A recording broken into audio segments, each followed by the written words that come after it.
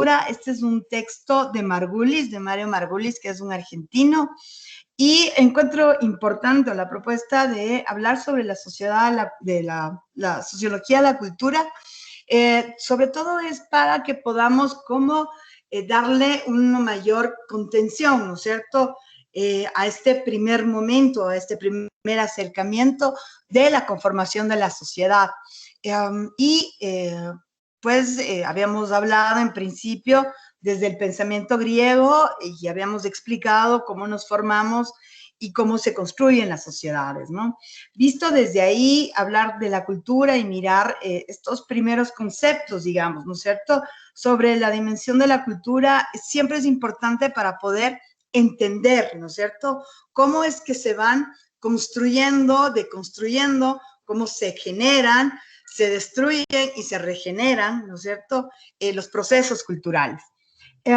Así entonces vamos a hablar de la dimensión cultural como una dimensión donde se producen fenómenos sociales, ¿no es cierto?, que fundamentalmente se van a ocupar, ¿no?, o se van a preocupar sobre los procesos de significación y la producción del sentido.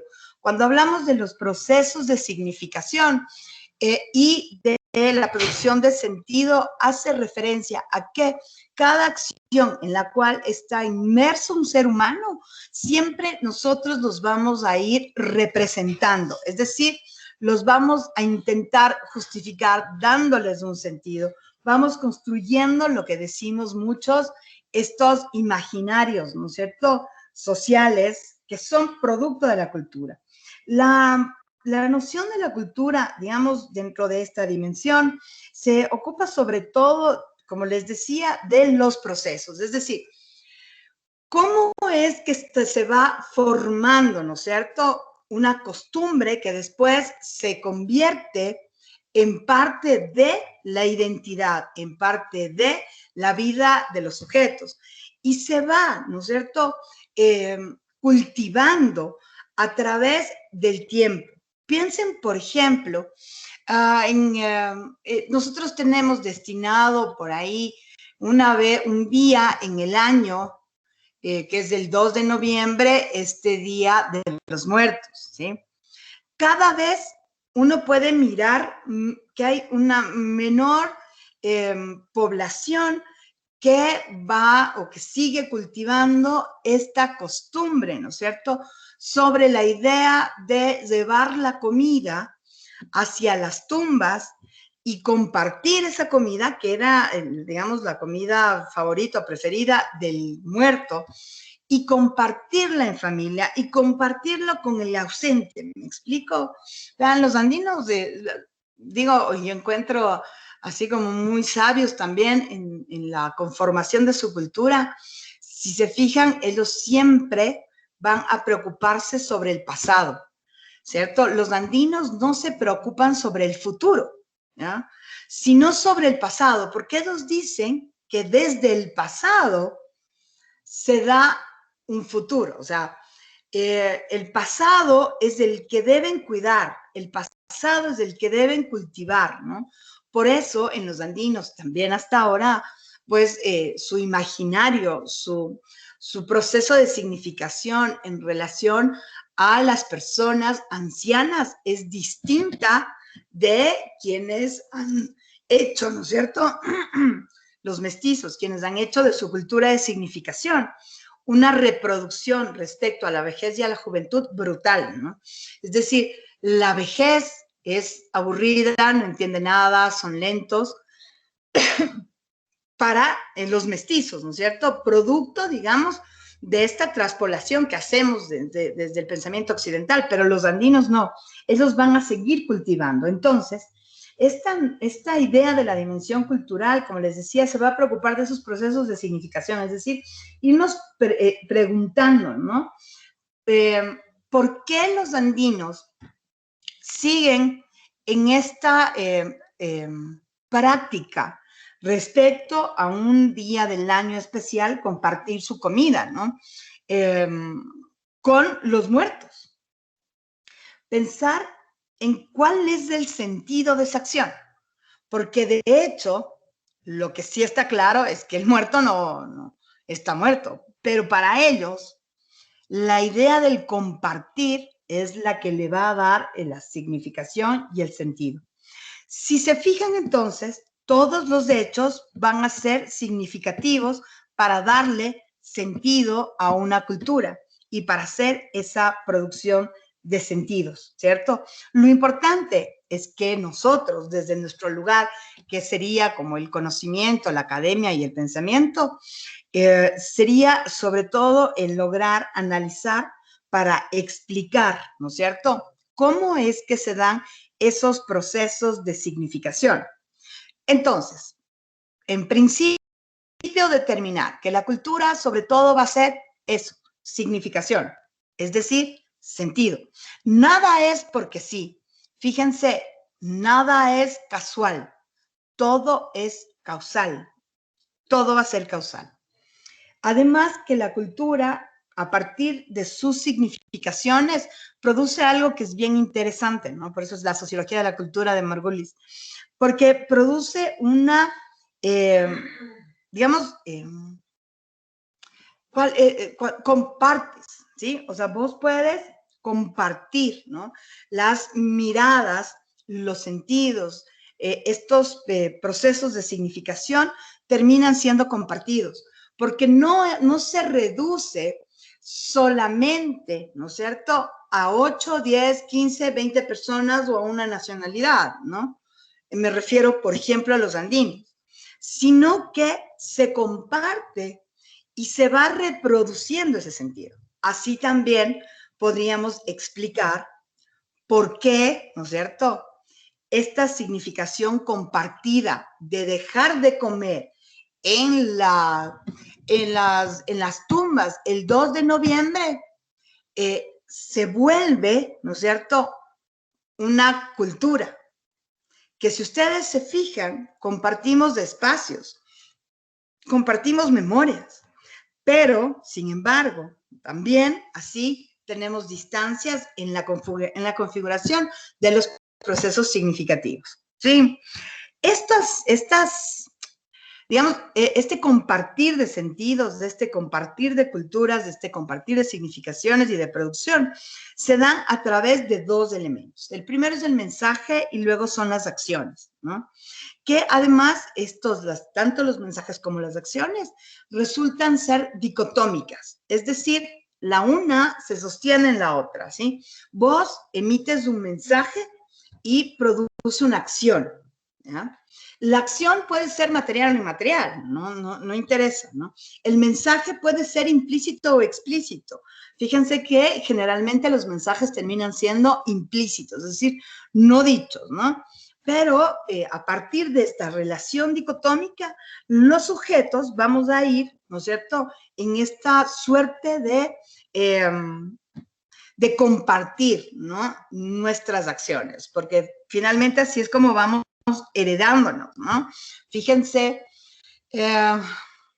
cómo, por ejemplo, si sigo en el mismo del 2 de noviembre, por ahí se me ocurre que si sus padres, si sus abuelos ya no comparten comida con sus muertos en sus tumbas, difícilmente, ¿no es cierto?, ustedes, que serían 4 generaciones después, lo harían. ¿Me explico? Porque el mensaje, ¿ya?, y la acción ya es otra, ¿no? Entonces, como el retroceder no suele darse, digamos, ¿no? Por eso es que es bien interesante las acciones culturales, ¿no? Porque generan, se degeneran y se regeneran, ¿no? Se generan, se degeneran y se regeneran. Un poco así es las acciones, ¿no?, a partir de los mensajes. Piensen entonces que la cultura atraviesa o está atravesada por un campo eminentemente simbólico, ¿no?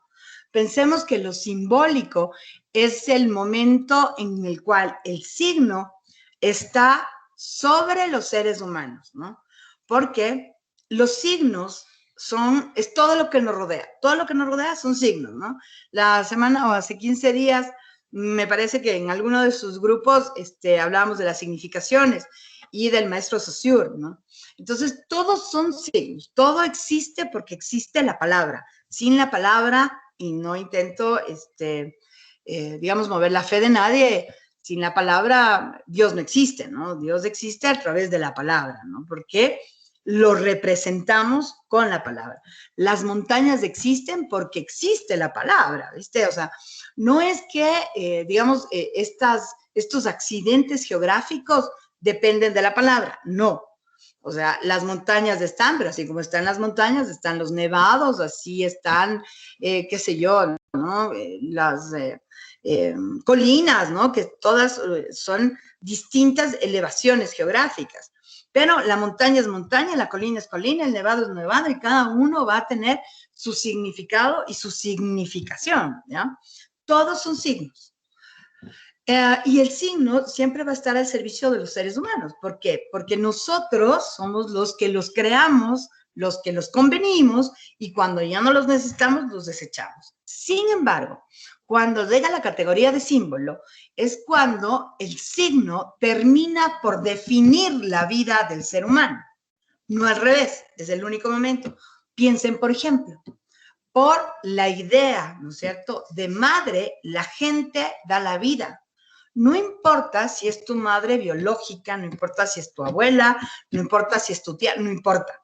Pero el signo madre hace que una persona pueda dar la vida, ¿sí? Eso es cuando simbolizamos. Simbolizamos la patria, ¿no? Simbolizamos la revolución, es decir, nadie va a dar la vida por el Che Guevara, ¿cierto? El Che Guevara sería el ícono, pero el símbolo, ¿no es cierto?, es la revolución. La gente da la vida por la revolución. El problema está cuando simbolizamos al Maluma. ¿Me explico? Entonces, cuando terminamos construyendo sociedades, ¿no es cierto?, con semejantes, digamos, con mucha levedad, ¿no? Y hasta lo que Bauman menciona, con mucha liquidez, ¿no?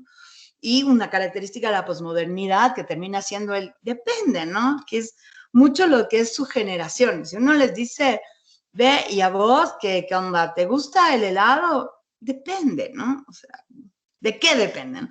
Del clima, del sabor, de la heladería. No, o sea, ¿te gusta o no, viste? Pero bueno, es mucho del depende. El problema, les decía, es cuando en las sociedades nosotros terminamos por simbolizar cualquier cosa. Entonces, la gente termina matándose en una plataforma en vivo y otros 20 mirando ¿no es cierto?, todo el tiempo de agonía. Sí. Entonces la gente, digamos, da la vida por cualquier cosa, ¿no? Y entonces, digamos, ese sería el problema, pero más allá de aquello, lo importante es que la cultura, en principio, produce significación, es decir, sentido, luego que esas significaciones terminan siendo compartidas en esta relación dicotómica de mensaje-acción, y que esto se produce dentro del campo de lo simbólico, es decir, cuando el signo termina, ¿no es cierto?, por definir al sujeto. Por eso la cultura, digamos, es un campo súper complicado, ¿no? Porque la cultura es la identidad de los pueblos, ¿no? Es lo que somos. Es esto que yo les decía en la clase anterior, que es lo que te determina cómo miras el mundo en ciertas condiciones específicas, cómo lo miras, cómo lo entiendes, cómo valoras y cómo decides, ¿no? Y en ese campo, entonces, simbólico, es donde se van a tejer las relaciones. Piensen ustedes entonces que los sujetos van a representar siempre, ¿no? La representación quiere decir la materialidad que vos le vas a dar al signo en la cabeza, ¿no? Entonces, si yo digo 2 de noviembre, ¿ya? No sé cuántos de los que estamos reunidos en esta clase va a representar la tumba con la abuelita, el papá, el primo, el tío, ¿no es cierto?, en, digamos, donde está enterrado el bisabuelo, o sea, el papá de tu abuelo. ¿Me explico? No sé cuántos lo vamos a representar así. No sé cuántos lo vamos a representar en la familia, ¿no es cierto?, camino al cementerio o en el cementerio, pero sin comida, ¿no es cierto?, o las flores. No sé cuántos lo van a representar en la playa, oyendo Maluma y haciéndose un combo. Porque el 2 de noviembre es feriado, y si es feriado, es fiesta. ¿Me explico? ¿Sí? Entonces, los sujetos representamos, ¿cierto? A partir de eso que compartimos en la sociedad. Y así es como vamos construyendo esto que decimos sociedad, ¿no? El mundo en el cual nosotros habitamos. Ojo, sí quisiera nuevamente decirles que esta mirada no es mía, ¿no es cierto? Esta es una postura de Margolis. Bueno, para explicar la cultura siempre es importante usar, digamos, pensar en la palabra. Es más que usar, es pensar en la palabra, ¿no? Pensar en la palabra respecto a lo que va a marcar, ¿no?, la palabra. Esta,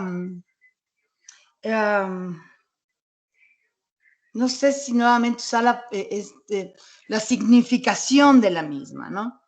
Por ejemplo, fíjense ustedes lo que hace la sociedad de la información y el conocimiento con la palabra cultura. La palabra está relacionada con la educación, ¿sí? Casi directamente, ¿no? Eres inculto, digamos, porque casi no tienes educación, y eres súper culto porque te has leído un montón de libros. Pero fíjense que la palabra cultura está lejos de ser solamente aquello, ¿sí?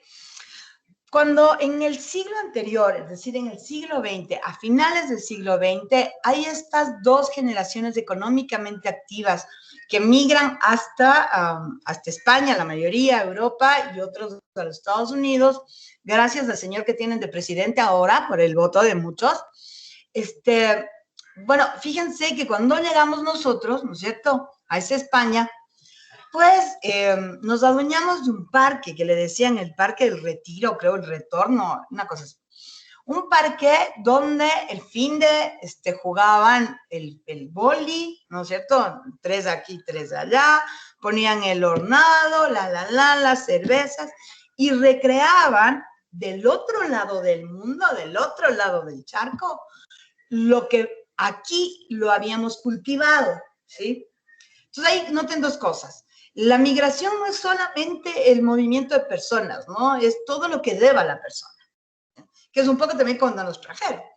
Entonces, fíjense ustedes, ya las cervezas, jugaban el boli, comían, tomaban, y después se pegaban o se orinaban en los ¿cómo se llama?, en los árboles, y dejaban todo esto, ¿no? Entonces, hay gente sin cultura. No somos gente sin cultura. Lo que estamos haciendo es reproduciendo nuestra cultura, ¿no? Si un niño, cuando está empezando a controlar sus esfínteres y ya se hace pipí, o sea, le están quitando el pañal y ya no aguanta y ya se quiere orinar, y es un niño, no una niña, es un niño, y está con la mamá en la casa y la mamá le dice, aguántate, y el otro, no, es que mamá, es que ella no. La mamá, que es su referente, ¿no es cierto?, más importante, quien es la persona que lo alimenta, cuida, es su madre, ¿no? Digamos, lo primero en su vida. Le baja el pantalón, le pone contra la llanta, contra el muro, contra el poste, contra lo que sea, y le dice ya, orínate. Se orina y la mamá le sacude, le levanta el pantalón y se ha acabado el problema, nos vamos. Eso es cultura, compañeros. No es que ese niño sea inculto. Entonces, el niño que ya está en Europa y que ya es un viejo, va a hacer lo que aprendió a hacer nomás. Sí. Entonces, sí quiero que noten varias cosas respecto a la palabra cultura, ¿no? En relación a aquello, ¿no? La cultura, por lo tanto, no es solamente del tipo de la educación, del tipo de, digamos, de los libros que te has leído, de lo refinado que puede ser, en el uso de los cubiertos y de la mesa, ¿no es cierto? Y de todo lo que puedas saber. No. La cultura es lo que eres. Ahí está la enorme responsabilidad que tenemos los sujetos en la transformación de la misma. Ahí está la importancia. Cuando la gente dice que los niños, que los jóvenes son el futuro de la patria, es una vil y cochina, no solo una mentira, pero es una tamaña estupidez, porque son el presente, ¿me explico? Son lo que vamos haciendo. Es como nos vamos generando, ¿ya? Porque ya nos hemos degenerado, de alguna manera. Y fíjense que la cultura, pues, va a extenderse a lo que un teórico que se Adorno construye esta categoría que son las industrias culturales, ¿no? Que Margolis también lo toma en su texto y lo trabaja, porque es necesario, importante, ¿no es cierto?, ir aclarando e ir pensando y reflexionando alrededor de lo que significa en sí misma la cultura para poder explicarnos nosotros y a los otros, digamos, ¿no?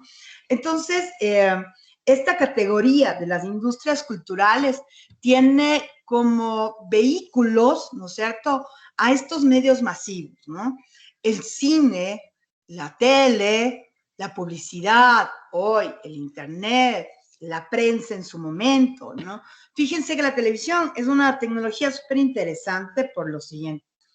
Cuando, hasta antes del siglo XX, que fue un siglo brutal, ¿no es cierto? Me refiero a adelantos de ciencia y tecnología, hasta antes del siglo XX, los humanos nos demorábamos, o sea, décadas, ¿no es cierto?, en adaptar una tecnología, adoptar la tecnología, o sea, en esta integración. La televisión estuvo a punto de desaparecer porque la gente no encontraba mucho sentido en estar sentados, callados, porque debían fijar, ¿no es cierto?, su ojo y su atención a una imagen en movimiento, no con color en principio, pero sí en movimiento, debían fijar esa imagen y escuchar, ¿no? Entonces, digamos, se requería un ambiente. Para las personas no nos costó mucho. Y cuando la tele estuvo casi a punto de desaparecer, ¿no?, de retirarla, porque dijeron, o sea, esto no es para nosotros, la atrapamos con tanta devoción que no solamente la empezamos a adoptar, ¿no?, sino que además le empezamos a dar una transformación de objeto a sujeto, ¿no?, por las condiciones en las cuales la televisión termina, ¿no?, incorporándose a lo cotidiano. Es decir, en un momento en donde el mundo estaba para alcanzar el paradigma de la modernidad y el comprar, tener, pero para eso hay que trabajar. Entonces la televisión se convierte en sujeto cuando tiene esta idea de compañía, ¿no es cierto?, para las personas. Bueno, al fin termina también, digamos, conformándose o determinándose también en sí misma como un vehículo cultural, como el cine y Y ustedes han podido mirar, ¿no es cierto?, cómo las personas, y si lo podemos explicar, ¿no?, si estamos mirando una película, qué sé yo, esa de los Transformers, ¿ya? Esa de la Megan Fox, no sé qué número es. Pero nunca me voy a olvidar esa película por varias cosas, pero entre estas es que la Megan Fox tiene ¿cómo se llama?, un taco 10 y en los edificios se caen, ¿no es cierto?, se van de oreja, pero la Megan Fox no está el pelo perfecto y ni se resbala, ¿ya?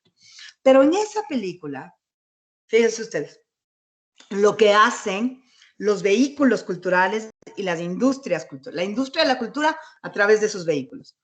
¿Y cómo le vamos dando la categoría de sujeto al objeto? O sea, las máquinas. Y no sabemos si vivimos en Matrix. Entonces, ahí hay una escena en la cual van los autos, no sé, porque son autos, van los autos por el desierto, ¿ya? Y deben subirse a una nave e irse de este planeta porque ya tienen que irse, ¿ya? Y entonces, en esta escena que los autos van para ya dispuestos a subirse a la nave, pues uno cree y le da la sensación que los autos están tristes. Pero son carros, ¿verdad? Los carros no se ponen ni felices ni tristes, ni están contentos ni enojados. Son carros, ¿ya? Son máquinas, ¿ya? Camiones, máquinas al fin. Se suben a esta nave Y cuando ya la nave sale de la atmósfera, ¿no es cierto? Ahí es cuando salen los negros, y además son negros, ¿no es cierto? Esas máquinas negras, y se empiezan a apoderar de todo, y ahí es cuando está Megan Fox, no se le mueve nada. Entonces, cuando sale ¿cómo se llama? Esta nave del planeta, y explota, ¿no? Entonces explota y uno, así como que, qué pena, ¿no? O sea, como que si se muriese alguien, pero no es alguien, es algo, son máquinas. Ya. Y resulta que cuando ya casi todo está perdido en esta tierra, aparece ese carro amarillo.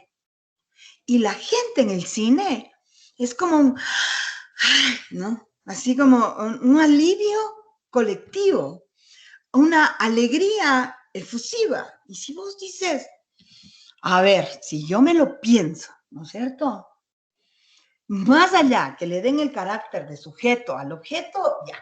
Pero más allá de eso, ¿por qué estoy alegre? Porque me mintieron, porque jugaron con mis sentimientos.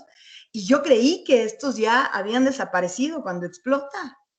Pero no solo eso, sino que además agradezco que me hayan mentido, porque si no hubiese sido por esa mentira que me afectó y me puse muy triste, si no hubiese sido por esa mentira, este mundo se acababa en manos de los negros. Pero la gente no lo mira así. Y la gente encima aplaude. Entonces le ven ese carro amarillo bravo. Y uno dice, ¿qué onda esto, no? Estas son las industrias culturales, ¿no es cierto? Intento explicarles por qué las personas empezamos a tener reacciones colectivas frente a algo que está construido pero que no lo pensamos. ¿Sí? ¿Han visto el avatar de los azules? ¿Sí han visto esa peli? Eso no se pregunta, profe. Ajá. Sí, ¿sí lo has visto? En esa, por ejemplo, en esa película, resulta que el malo es el único que no se traiciona ni traiciona a nadie, que es el militar. Ese malo. Y el bueno es el que dice ser alguien que no es. Alguien que traiciona a los suyos por los otros, no importa en nombre de qué, pero traiciona a los suyos. Y que encima se queda siendo alguien que no es. Y la gente, ¿qué está? Aplaude. Y vos dices, ¿esto es en serio? Y sí. Profe, no, discúlpeme, no entendí ahí al punto del que quería llegar. ¿Podría volver a explicarlo? Sí, claro. A que las personas dentro de lo colectivo, ¿no es cierto? Es decir, sí, en la sociedad, en lo colectivo, terminan teniendo y expresando reacciones comunes que si uno se las piensa, no son coherentes ni consecuentes, pero que gracias a través de los vehículos culturales terminamos justificándolas y además terminamos cambiando lo que se entiende, ¿no es cierto? Te han dicho que no debes hacer o que sí, ¿me explico?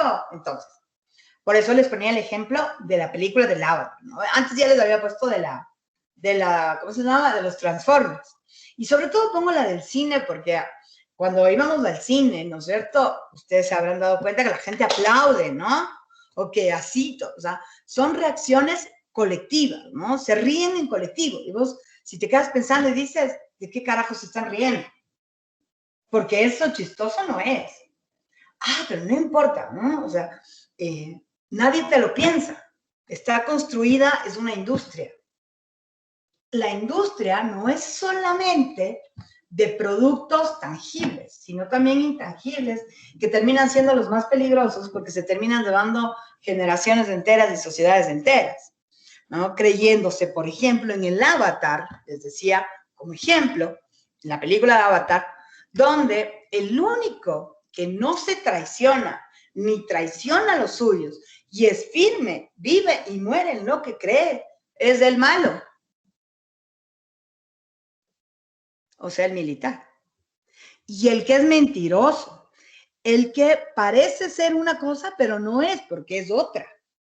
el que traiciona a los suyos, porque llega ahí con una misión de los suyos, traiciona a los suyos, primero traiciona a los otros, traiciona a los suyos, se traiciona él mismo. Después, y para finalizar todo esto, resulta que termina siendo lo que no es, porque se queda de azul, grande, que camina, y él no es ni azul, ni grande, ni camina.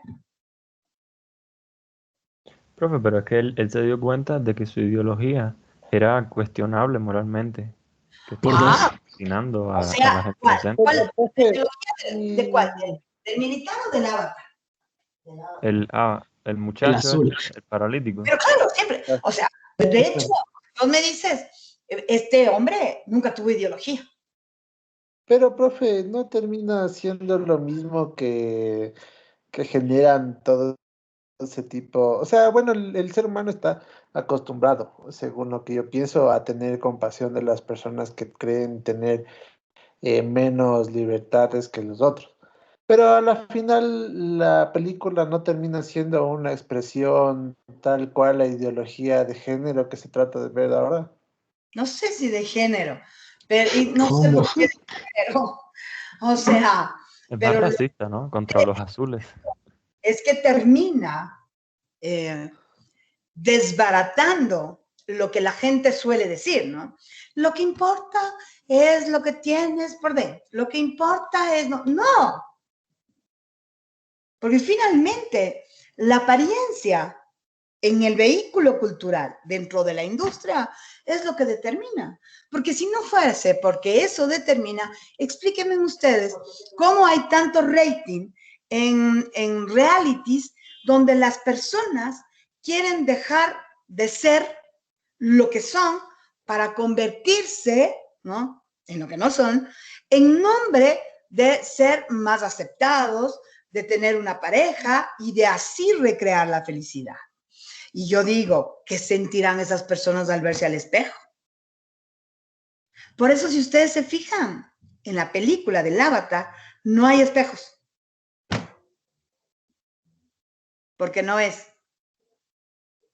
¿Han visto esta filosofía que han traído los vehículos culturales en la literatura, ¿no?, en la narrativa, en los libros, con estos libritos? Vean, yo soy muy respetuosa si a alguien le gusta.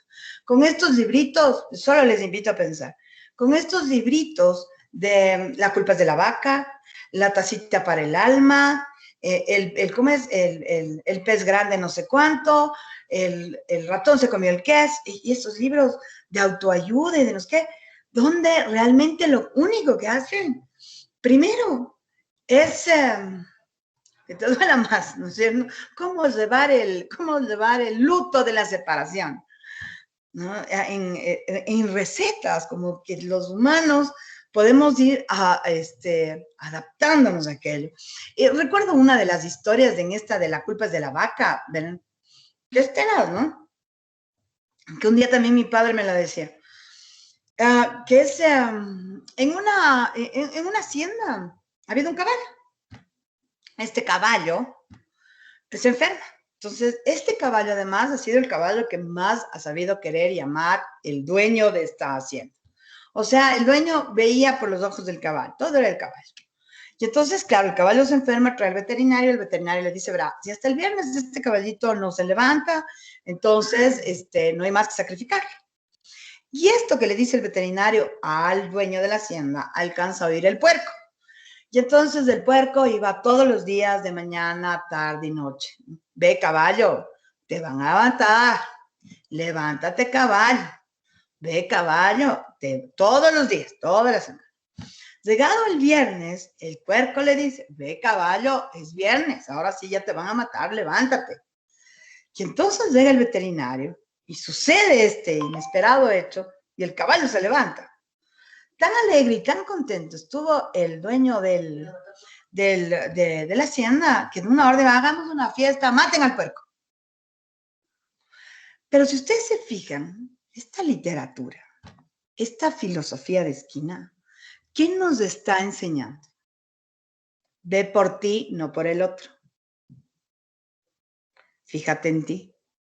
Es de la individualidad y el egoísmo. Y no puede ser. ¿Me explico? Y así son esos libritos, Padre Rico, Padre Pobre, o lo coeliano, ese Coelho que siempre fue un perdedor, ¿no es cierto? Y ahora hay frases del Pablo Coelho, no sé qué nomás, y uno dice, ¿no? Esa es la industria cultural. Para terminar el tema de la industria cultural, hay una película que se llama En búsqueda de la felicidad, o En búsqueda de la felicidad, con el William Smith, ¿han visto? Sí. Sí, profe. Sí. Generalmente, cuando las personas dicen, ay, qué linda película, qué lindo papá, qué no sé qué. Pero vean, si uno lo piensa, es de las peores películas que uno puede ver en la vida, en el mundo mundial, es de lo peor. Para empezar, es una película machista. Porque si no hubiese sido porque la madre le deja al hijo, no hay película. Porque que el padre le deje al hijo, que a nadie le sorprenda. O sea, eso es usual. ¿Qué puede haber ahí? No, es que la madre le deja. Y resulta que la madre, que es la única persona que no miente en esa película y que es honesta con ella y con los otros, resulta siendo mala y castigada y juzgada dentro del imaginario, que es lo que estoy intentando explicar, ¿no? Y entonces, no, sí, qué mala madre.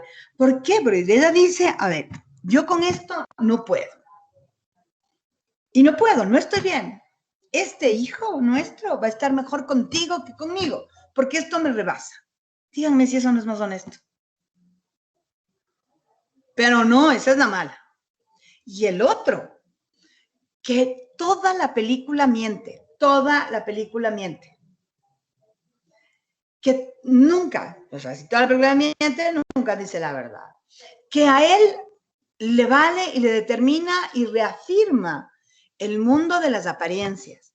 Porque cuando llega, ¿no es cierto? Cuando todavía no trabaja en el lugar donde él quería trabajar, estaba como a prueba. Y entonces pasa por ahí, estaba abajo del edificio y llega el taxi, ¿no es cierto? Con el que podía ser el jefe, y él tenía solo $5. Y esos $5 significaban llevarle a su hijo que pueda dormir bajo techo, así sea en el refugio. Pero cuando le dice, no tengo cambio, me puedes prestar $5, no tiene cambio el taxi. No es que le da porque es generoso y dice, sí, yo soy generoso y yo te doy. No, no es que le da para que no piense que es pobretón. Y además no se fije mucho que tiene un zapato de uno, una media de uno y el otro del otro. Por eso le da. Sin importarle que le va a tener al hijo toda la noche en el metro. Y si para hacer lo que quieres ser, vos debes mentir a todos, debes tener acciones como las que acabo de mencionar, y así vas a ser rico, no, gracias, yo no. Que sí, que qué lindo papá, disculpen, eso es lo que hacen los papás, o sea, ¿por qué lindo? ¿Por qué felicitarle? Porque hace lo que tiene que hacer. Pero no, ¿no es cierto? La industria te va construyendo una idea, ¿sí? La cultura, entonces, dice Margulis, está presente siempre en la vida, ¿no es cierto? En las acciones, en las dinámicas, es la identidad de la sociedad. La cultura, entonces, también está determinada, o mejor dicho, también se puede explicar en sus alcances, ¿no es cierto? O en sus mismas reducciones, ¿sí? ¿Por qué? Porque este vehículo cultural o estas industrias culturales tampoco, y eso que vivimos en un mundo global, no nos alcanza a todos. Entonces, también habría que pensar a la cultura, digamos, desde estos estados también, ¿no? En relación a los alcances y a las reducciones de la misma, ¿no?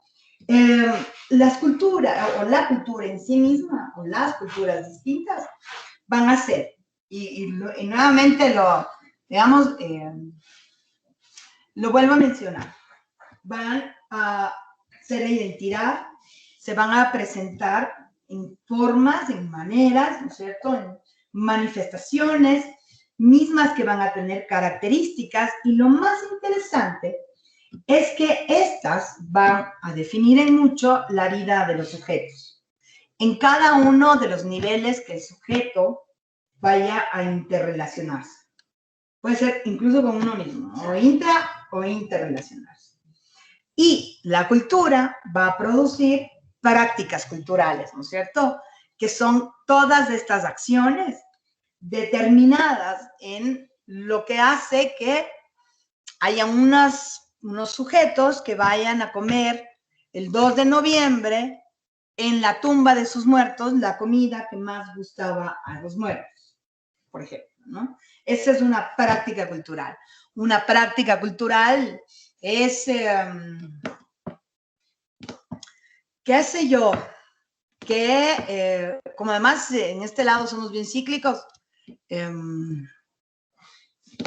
no sé, que el 14 de febrero, creo que es, ¿no? Eso del amor, no sé qué, se dé un día, ¿no es cierto?, específico para prácticas como estas, ¿no?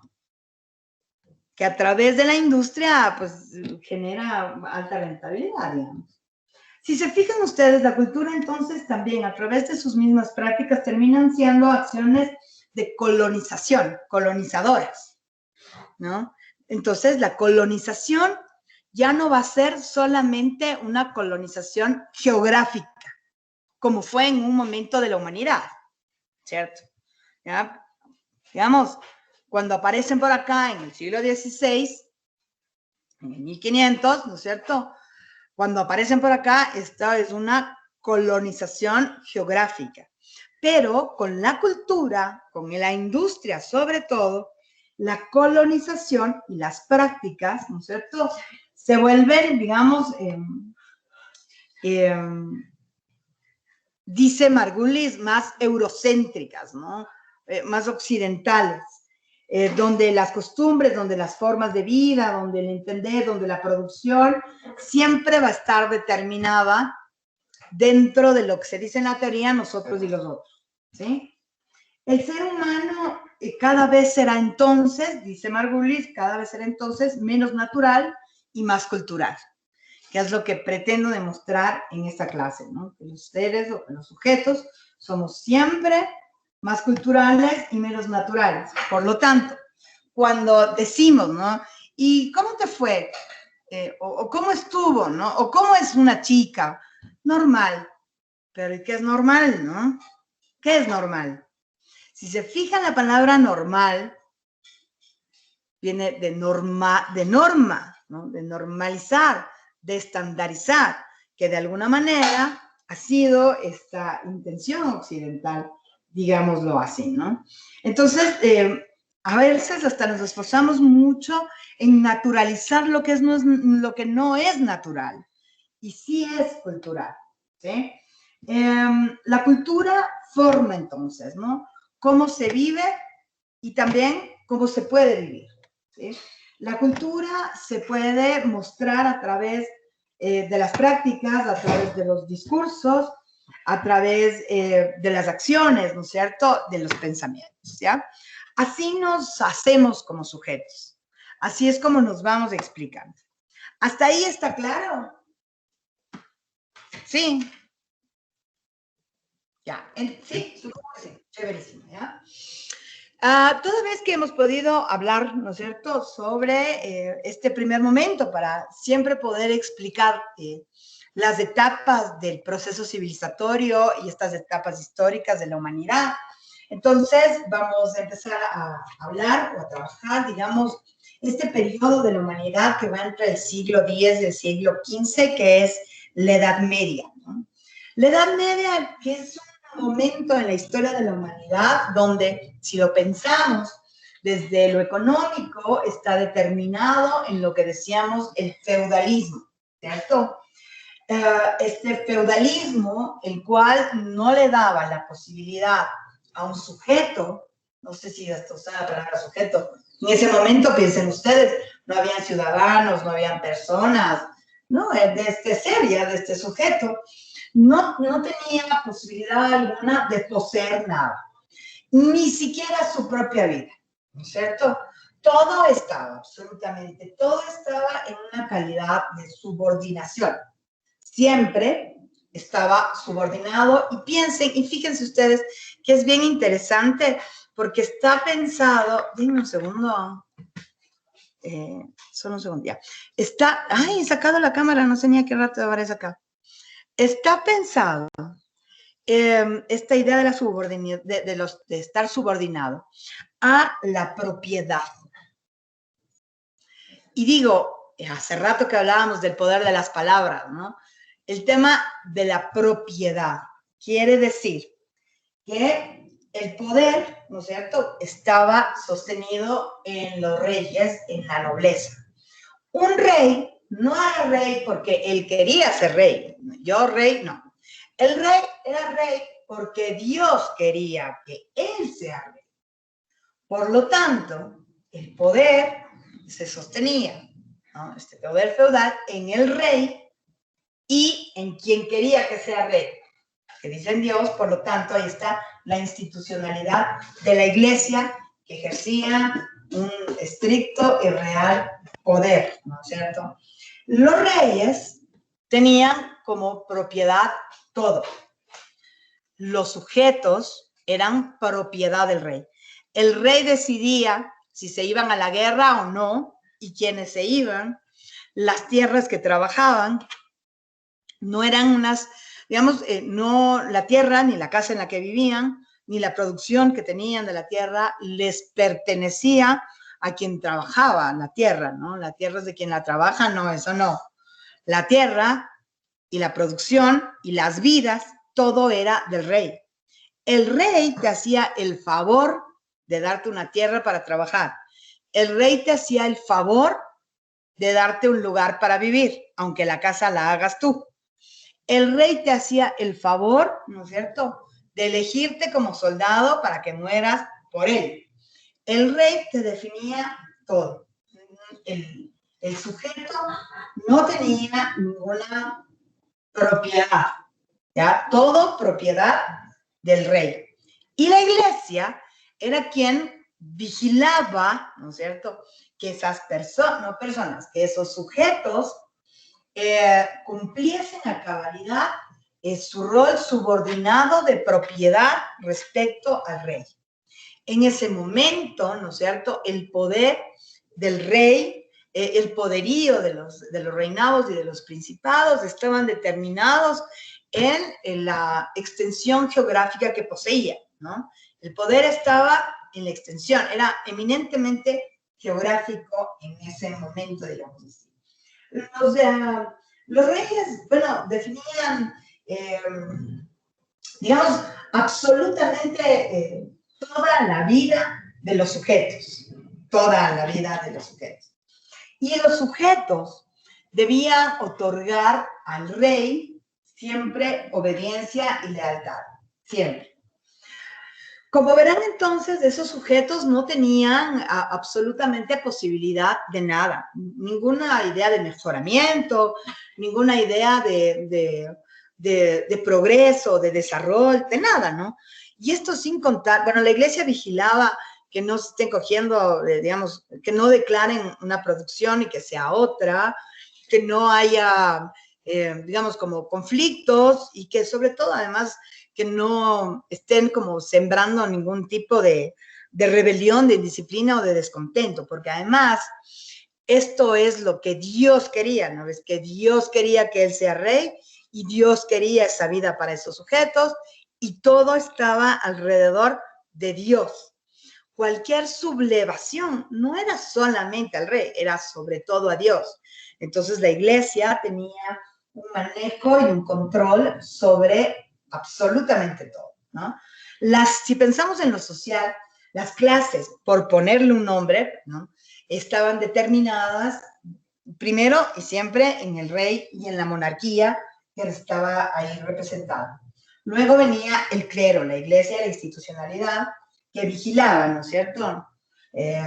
Y luego venían los comerciantes, porque alguien debía tener esta labor de llevar y traer, que finalmente terminan siendo los más beneficiados de la Revolución Francesa, porque lo único que cambiamos es los monarcas, o sea, la monarquía por los comerciantes, pero la tontería siguió igual. Y al final, los aquí presentes, ¿no? Los campesinos, los del pueblo. Digamos que así estaba determinado. Un pueblo total y completamente descuidado, desatendido, enfermo, ¿no?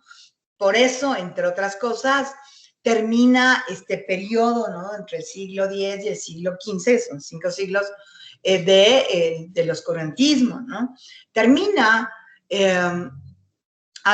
por un tema demográfico, ¿no es cierto? Porque como el poder estaba en la geografía, pues entre más puedo invadir, más guerras, soy más poderoso, pues la gente moría muy, muy rápido, muy joven. Además, se moría también enferma, ¿no es cierto? Además, como no había gente, no podían trabajar las tierras. Entonces, ¿qué significó esto? Hambruna, ¿no? Razones por las cuales esta baja población demográfica, esta desatención, vean, la peste negra, la fiebre bubónica, ¿no? Que tal vez es digamos, la razón más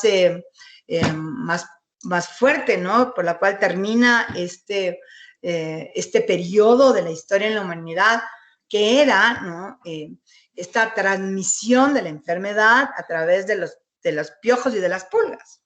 ¿Verdad? Se dice que en la Edad Media estos reyes, si acaso, se bañaban 2 veces al año. Si acaso. Porque para empezar el agua no era un recurso de aquícito está, entonces tienen todo. No. Y luego tampoco tenían la cultura del baño, ¿no? Entonces el baño no era una cosa, usaban otras cosas, ¿viste? Estas como formas de maquillaje para la cara. Y se dice que en las pelucas ponían quesos para que los piojos no se estén saltando y estén entretenidos comiéndose los quesos en las pelucas, ¿no? La gente, si se fijan ustedes en la producción que puede haber en recreación de la Edad Media, van a ver siempre las manos sucias, la ropa vieja y sucia. ¿Por qué? Porque la ropa no es que lavaban, planchaban, no. La ropa la usaban hasta cuando se ponían otra, porque esta ya no podía más, estaba rota, deshilachada, y entonces ahí usaban otra ropa, ¿no? Porque lavaban y planchaban. Eso también es cultural, ¿cierto? Entonces, bueno, dicen también que para el momento, se me acaba de ir la idea. Bueno, lo que querían decirles ahí un poco y mostrarles desde la primera parte de la clase, que era el tema de la cultura, ¿no? Todo es cultural. El baño empieza a ser luego un tema cultural que finalmente aprendimos, ¿no es cierto? Entre otras cosas, por un tema de salud. Bueno, una población enferma, les decía, además con esta peste de la fiebre negra. Entonces, por ejemplo, la gente se moría, ¿no es cierto? La gente se moría y claro, el abrigo que estaba puesto en un invierno voraz ya no le iba a servir, no ves que está muerto. Entonces la gente le quitaba el abrigo, pero el abrigo ha tenido las pulgas con la peste negra, entonces se contagiaba y se moría el que le quitaba el abrigo, el que le quitaba el vestido. Y entonces esto termina con una población importante. Si a esto le sumamos lo de las guerras, y esto termina, ¿no es cierto?, por esta época, ¿no? Por este feudalismo de la Edad Media, en donde estaba todo determinado en la idea de la subordinación, el poder en los reyes, en la iglesia como institución, ¿cierto? Lo vamos a dejar hasta ahí. Antes de cerrar la clase, solamente me quisiera mencionarles que la Edad Media se produce, ¿no es cierto? Y esto es muy importante, por la caída del Imperio Romano, ¿no? La caída del Imperio Romano, que fue esta civilización tan importante en la historia, pero realmente muy importante. Además, el Imperio Greco-Romano, fusionando toda la sabiduría de los griegos con toda la voracidad de los romanos, pues fue brutal para el mundo, ¿no? Este imperio termina resquebrajándose y termina rompiéndose, digamos así, ¿no? realmente por lo inmenso y por las luchas de poder que se generaban dentro del imperio, ¿no es cierto? Estas luchas de poder, estos deseos del humano, que al final humanos somos, terminan por llevar, ¿no es cierto?, a la caída de este imperio, y a partir de la caída del imperio grecorromano aparece la Edad Media, el feudalismo, el oscurantismo, en donde pues los sujetos, ¿no es cierto?, somos propiedad siempre ¿cómo se llama?, del rey, ¿no?, de la monarquía, digámoslo así. Lo vamos a dejar hasta ahí. No vamos a hacer un deber. Sí me interesaría mucho de pronto poder trabajar una práctica cultural respecto a la primera parte de esta clase, ¿no? Sin embargo, no lo vamos a hacer por la siguiente razón, porque ya empezamos como estas etapas de la historia. Entonces, no quiero que en la cabeza se confunda todo, ¿sí? Sí es importante mencionar el tema de la cultura para poder explicar todas las etapas. Por eso no lo vamos a hacer. Sin embargo, terminamos este primer momento que supone ser la Edad Media y luego la Revolución Francesa, y cuando ya vayamos a iniciar el siglo XVIII, que es un siglo importante, el siglo XIX, pues ahí ya con Habermas haremos el tema cultural, ¿de acuerdo? Pórtense mal, chicos. Gracias a la clase. ¿Me querías preguntar algo, Sebastián? Sí, profe, era sobre si hay algún texto, algo para leer y aterrizar conceptos, así, todo lo que tengamos ahorita en la clase. El texto que hicimos de la primera parte de la clase es del primer capítulo de Margulis, que se llama Sociología de la Cultura. Sí, ya te paso. Sí. Si quieren, yo les cuelgo por el PDF. Profe, gracias. Sí, ¿ya? Sería bueno, profe, para aterrizar conceptos, eso. Ya, ok. Entonces, pero, de todas maneras, se llama Sociología de la Cultura y es de Margulis. Margulis es un teórico, un pensador argentino. El libro y el texto es muy amable, digámoslo así. Yo les voy a subir solo el capítulo que hemos hablado, ¿de acuerdo? Les voy a poner en el Teams, ¿ya? Y luego, ¿no es cierto?, vamos a hacer uno de Spielvogel, que también les voy a subir, ¿sí? Para adelantar conceptos, profe, de una. Gracias. Ya, Sebastián. ¿Tienen alguna pregunta? ¿No? No. ¿Sí? ¿No? ¿Sí? Bueno, entonces, pórtense mal. Para que esto valga la pena. Pórtense muy mal y cuídense mucho. Gracias a todos. Chévere clase. Nos vemos el lunes. Chao, chicos. Gracias, profe. Chao, profe. Gracias, profe.